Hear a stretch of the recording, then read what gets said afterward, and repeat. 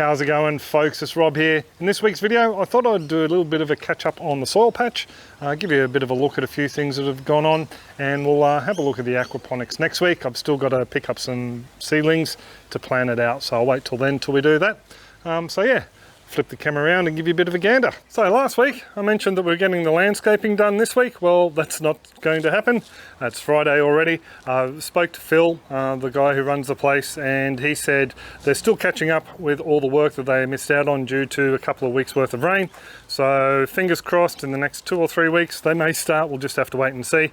But anyway, yeah, last week I showed you I pulled out those bits of sleeper so we could just basically get all the rock out of there so they could do some contours, which meant I had to take out the lemongrass bed that was there. It was a root pouch garden bed. It was formerly our ginger bed. So what I've done is I've taken the lemongrass out, and through the week I divided it. I'm stuck 2 little bags further down the back, which I'll give you a bit of a gander at in a minute, and the main clump ended up going into the old air pruning wicking barrel that had the papaya or pawpaw in it. Yeah, the pawpaw got damaged during the renovations and died, unfortunately. So yeah, I just popped the lemongrass in there. Nice sunny location, and fingers crossed it'll do well through summer. The soil, as you may recall from last week, was used to fill up the little Vegepod down the back there, which has since been planted out by garlic. But yeah, we'll talk about that in a minute. I'll just give you a look at what we've done here. We've moved the water chestnut up to this area here, and also created a little bit of an elevated garden here, just with the mint and the pineapple. That pineapple, by the way, was actually in that little pouch garden bed there as well, hidden under the lemongrass. So I gave her a little bit of a trim back and popped her in a small pouch. And yeah, just sitting on an IBC tray, and that will catch the water and let it soak back into the pouches when I water them. And down here we've set up another little garden bed, same idea, another IBC tray, and this is where I popped out the lemongrass pouches. They are looking a little bit dried off at the moment, but yeah, in a couple of days time they'll start to green up again. Tried to keep as many roots as I could on these little sections, so yeah, they should take off no problem whatsoever. And I also popped out some of the Brazilian spinach. This was over the back of that same lemongrass bed, so that'll take off as well, no time flat. This little fantastic ginger here is some of our pon lai, or Cambodian ginger. I got a load of it down the back as well, but I think I showed that in a clip the other week. And yeah, all the other garden beds were just moved down here to make way for somewhere to put that rock.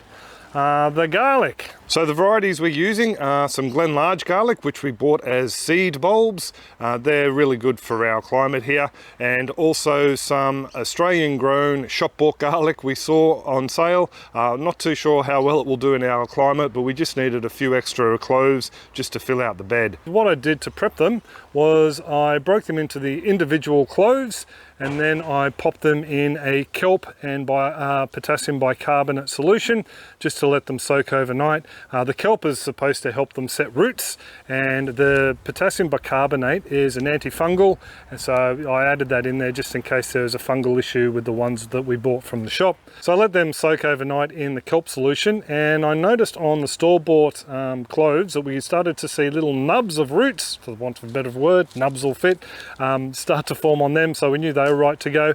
And on the purchased cloves, the seed garlic, we noticed a couple of very small roots, so we knew they were right to go as well. They were just basically popped into these beds. I think there's 6 rows of 6, so 36 cloves. And then yeah, I put the store-bought ones along the back, and then the purchased bulbs along the front, and I fit an extra 4 cloves in, and a few others as well. So that's where that lot of garlic was planted out. I saved about 4 or 5 bulbs of garlic from last year's crop. I planted probably 2 or 3 bulbs worth of cloves out into a small little 5-gallon or 16-litre root pouch, and I definitely overplanted them, stuck them in a bit of a concentric circle sort of design. And what we're going to do with them is grow them as garlic greens, and they're just growing up on the deck in our little potted garden area. So there will be something we just nip out and chop off some greens, let them grow back, and just throw them into stir fries and salads and that sort of thing. Excuse my scruffy interruption here, folks, but I thought I'd better explain what these little white caps in the Vegepod are. Now, these little fellas here are covering the fill ports for the base of the bed. So you stick your hose in there, and the water runs down a pipe that I've secured with a zip tie into the reservoir itself. Fills that up in a matter of seconds, and a little bit of water will trickle out and overflow port on the other side. Now when you buy these guys, they come with a cover with an irrigation bar on the top. You hook that up to the hose, you turn it on, and it takes quite a while for the water to filter through the soil and then fill up the reservoir until it starts to overflow and you know it's full. I just prefer this wicking method. Saves a lot of water, saves a lot of time, and as it's garlic, I don't need the cover on it anyway at the moment, seeing as we're in autumn coming into winter. So I thought I should just explain what these guys are. Back to your regular scheduled program. Down the back here, we have a wheelbarrow full of bits and pieces from the Aquaponics. Don't have a compost cage on the go at the moment that I can throw bits and pieces into. So what I'm planning on doing is tossing them underneath the mango tree here, just in that little area, basically right around the trunk base itself, and just use it as a bit of a mulch topping. Here we have the pigeon pea from the other week. I still need to spread that around as well, and some more Chinese red amaranth and some warrigal greens and other bits and pieces from around the patch. So rather than just set up a big compost pile down the back here that's going to get disturbed by the landscapers, I thought I'd just use it all as mulch underneath there. Down the back, the only beds we've got are the ginger. That's the Cambodian ginger growing in the bed, and it has loads of beautiful flower heads on them. Flowers themselves aren't much chop. So there we go, just found one of the little flowers open. I think it might be yesterday's because it's looking a little bit brown. So not exactly a stunning ginger flower, but the flower heads themselves are rather pretty with a nice little bit of a pinkish reddish tinge. And there's some of the gorgeous ginger down the bottom there.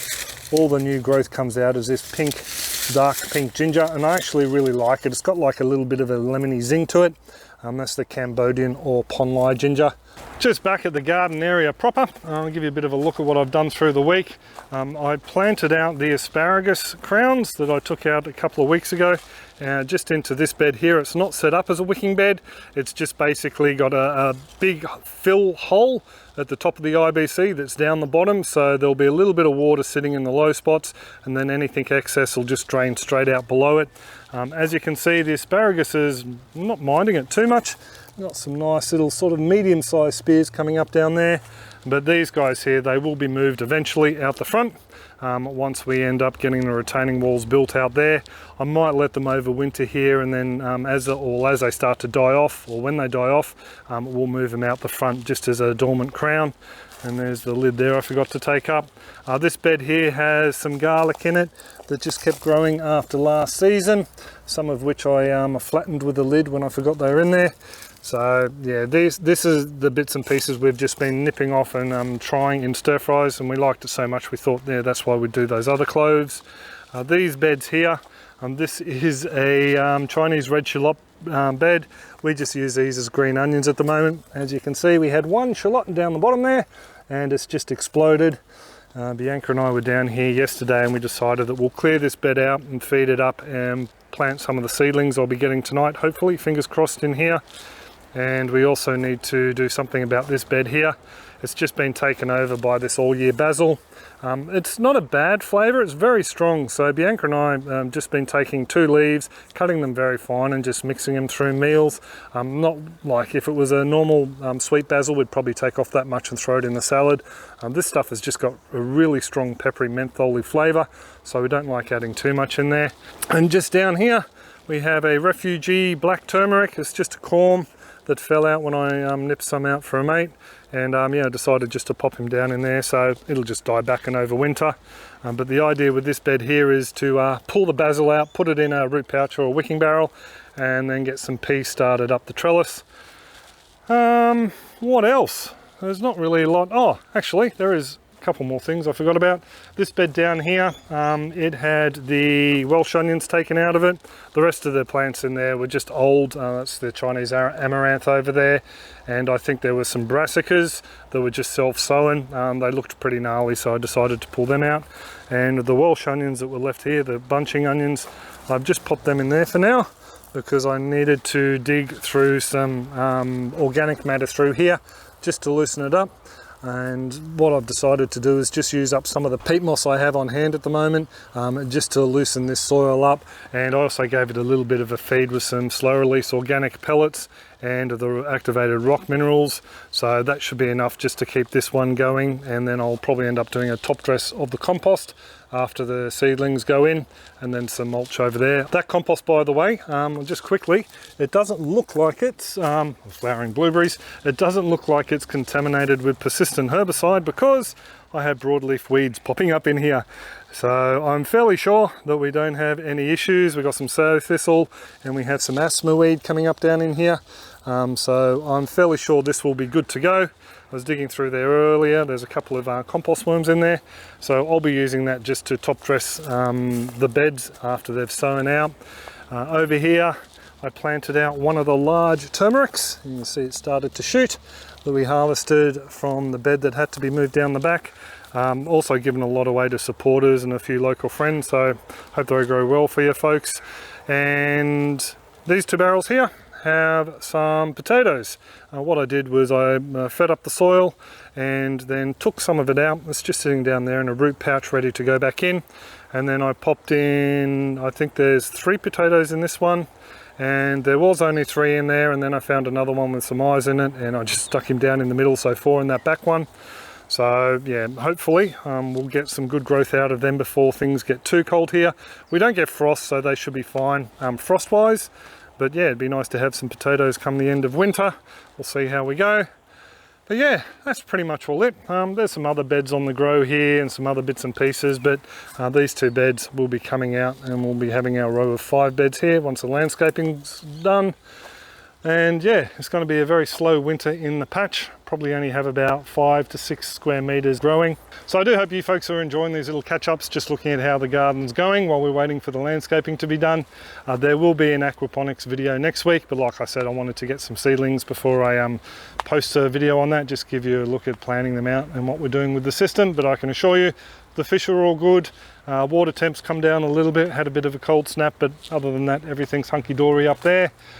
Before I go, I would like to thank you all for coming along and thumbing up the clips and saying g'day in the comment section down below. I really do appreciate it. And a special thanks to all you folks who are supporting us through the YouTube membership program and also our Farm Your Own Yard website. I will pretty much will leave it there though. I've got to drop some turmeric off and asparagus to Lee. G'day Lee if you're watching. And then go pick up a Bianca. So there you go. I hope you're all doing well and you all have a top weekend in the patch, and I'll catch you later. Cheers folks. Take it easy.